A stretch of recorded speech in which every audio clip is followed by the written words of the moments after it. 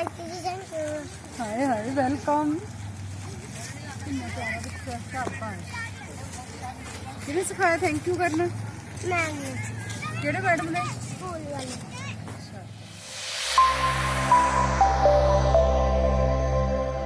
ਇਹ ਫਾਸੀ ਇਹਨੂੰ ਪਾਈਪ ਫਾਸੀ ਡਾਊਨ ਕਰਦੇ ਕਹਿੰਦਾ ਨਹੀਂ 3 ਫੁੱਟ ਕਿਹਾ ਸੀ ਮੈਨੂੰ ਘੱਟੋ ਘੱਟ। ਦਿਨ ਤੋਂ ਵੱਧ ਜਾਊ ਘੱਟ ਤਾਂ ਬੰਦਾ ਵੱਧ ਕਰੂਗਾ। ਉਹ ਮਰਜ਼ੀ ਉੱਚੀ ਕਰ ਲਓ ਫਿਰ ਯਾਰ ਕਿਹੜਾ ਹੋਰ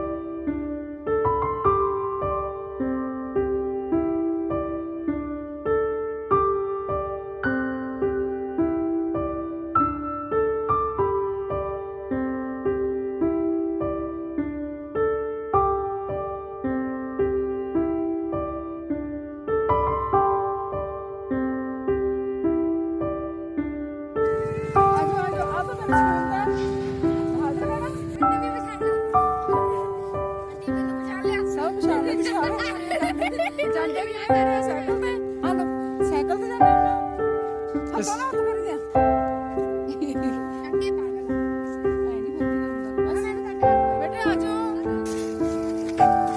ਕਿਉਂ ਅੱਛਾ ਹਾਏ ਹਾਏ ਕਿਸੇ ਦਾ ਪਲਾਟ ਇਹ ਤਾਂ ਦੱਬਿਆ ਕਬਜ਼ਾ ਕੀਤਾ ਜੀ। ਕਬਜ਼ਾ ਕੀਤਾ ਪਤਾ ਨਹੀਂ ਕੱਲ ਨੂੰ ਉਹ ਆ ਜਾਣ ਕਬਜ਼ਾ ਕਰਨ ਨਹੀਂ ਨਹੀਂ ਆਉਂਦੇ